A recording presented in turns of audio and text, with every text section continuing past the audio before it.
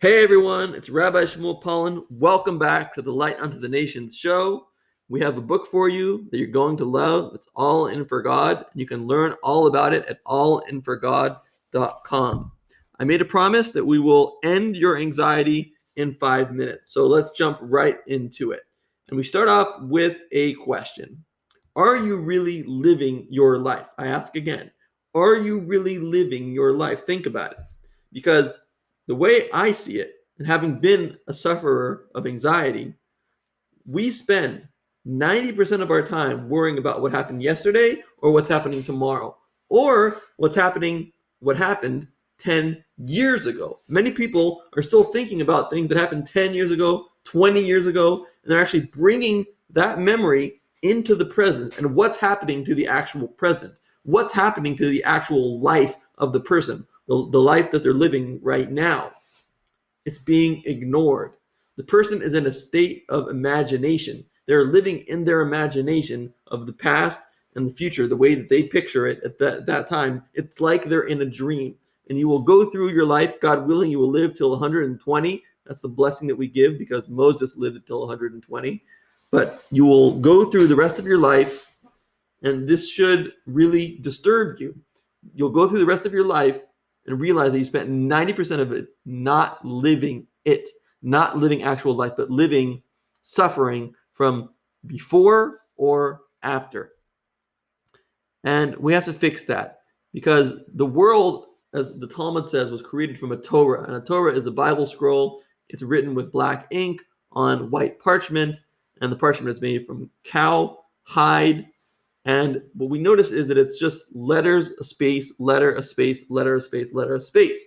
So if the world was created from a Torah, it's created from a life and a space, and a life and a space, and a life and a space. It also says in the Kabbalistic works, the world is recreated at every moment by God anew. Even if you don't believe in God, this is the way it works. The world is recreated. It's a wave, wave particle theory. In one sense, the world is a wave, and has its up and its down, it's on and it's off, and the world has a space between each moment. And you're supposed to experience that moment for what it is. And you're supposed to ask yourself at that time, this is what you have to ask yourself. What is the best thing I can do with this moment? Can I help someone with their groceries?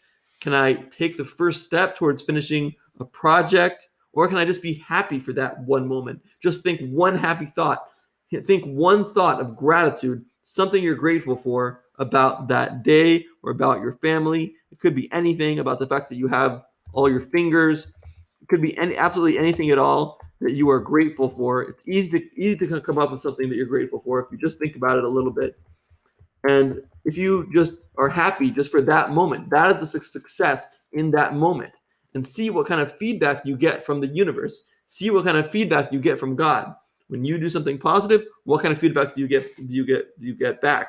And then to take a break and then do the next moment. And what's going to happen is you're going to start interacting with God or interacting with the universe, and you're going to start to see stories develop.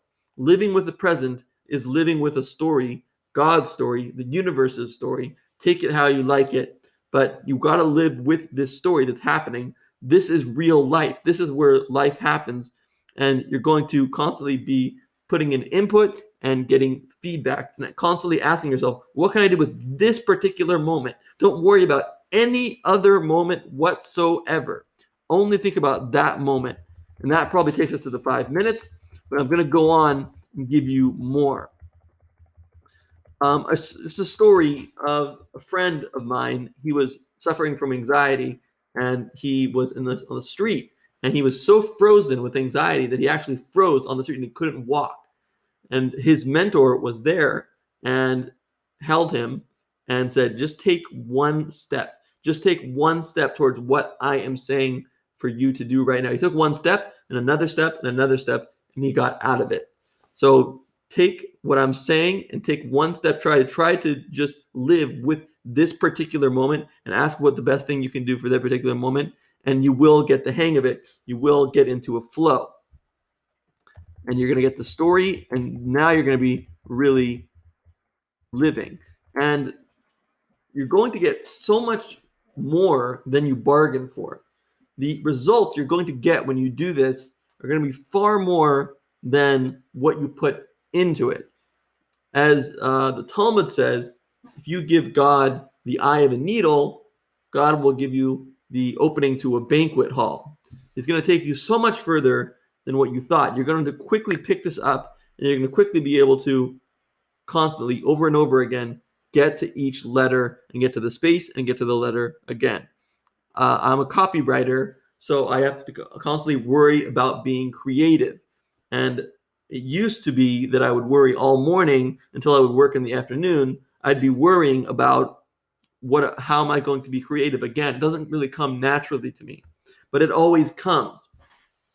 And so I would be worrying before it actually happens. Why not just worry when it's happening? Is it helpful to worry before it happens? That only makes things worse. The anxiety only makes things worse. So I started to only worry about it when it's happening. And it is stressful, but the stress is over in a certain amount of time, however long that copywriting takes. And once I get started and I get the creativity starts to flow, it obviously gets much better. There's a couple more concepts that you want to have in your mind as you go through your life with anxiety, and that is the idea of the soul or your life or your person or who you really are, because we have beliefs, we have thoughts, and we have speech, and we have action. And people can affect our thoughts and our speech and our action, and we can make mistakes in our thought, our speech, and our action, and even in our beliefs. But behind the beliefs, there is a person, there is an essence, there is a soul. And this soul is the most amazing thing in the world. It's actually totally united with God, totally united with the universe. It connects to the highest levels of the universe. So you are not your beliefs, you are not your thoughts, you are not your action, and you need to start identifying yourself with your soul. You need to start identifying yourself with your person, with the person that you are, and not just about your thought, speech, and action, which can change, but you cannot change. You are precious, and you cannot be taken down, and you cannot be anxious. You are beyond being anxious. You just need to start to identify yourself as a person instead of identifying yourself constantly with what's going on with my thought, speech, and action. So have that in your mind. And there was the Talmud again, the Talmud. There was a man named Zusha, and he was very righteous, but he wasn't as righteous as Moses, the great teacher Moses of the Bible. And he said when he was dying on his deathbed, he said to one of the sages, he's like, "Woe unto me! I'm not going to be as great as Moses was." And the sage said back to him, he said, "They're not going to ask you when you get there to the heavenly court. They're not going to ask you, were you as great as Moses? They're going to ask you, were you as great as Zusha?" That was his name. Were you the best Zusha you can be? So one of the big things that you have to do to stop anxiety, you have to stop comparing yourself to the wrong people. The only person you should compare yourself to is yourself. Yourself from 5 minutes ago. Yourself from a year ago. Yes, make comparisons between yourself and who you used to be and become greater than you used to be, but do not, absolutely do not compare yourself to celebrities or Instagram influencers and their bodies and their ability to speak, or YouTubers or anybody that you watch. Do not compare yourself to them. They have their mission. They were given by God certain talents because they're supposed to do certain things, and you were given your talents to do what things you are supposed to do. But it's just like if a novel is small or a novel is large, it doesn't make a difference. It matters how good the story is. So you can have a small role in this world. You don't need to be famous, and you don't need to be fantastically good looking. You can have a smaller role, but if it's a good story, then it's great. It could be greater than their story, which is a larger novel because they have more talents. It doesn't matter how many talents you have. It matters what you do with the talents that you have. And there's another story with my mentor where somebody was going to be a teacher and he didn't feel that he had enough knowledge to be a teacher. And my mentor said, "Do you know Aleph?" Aleph is the first letter of the Hebrew alphabet. He said, "Of course I know Aleph." He's like, "Well, then teach Aleph. If all you know is Aleph, just teach Aleph." So you don't need to be anyone in particular. You just need to take what you do know and impart it to the next person. And I add, don't just teach Aleph, be the Aleph, be the Zushya, be the single letter that you are, because everybody is a letter in the Torah. Be that letter, and you don't have to be anything more than that. With those specific gifts, those specific skills that you were given, and you were given certain gifts, they may not be like what the other person was given, but he didn't earn that. He didn't earn it. You didn't earn it either. Whatever gifts you have are the gifts you have, and you need to play the cards that you have as best you can. But he got it by luck. He got it by through God giving it to him, because he was chosen to have this certain kind of role, and you were chosen to have this more modest role, possibly.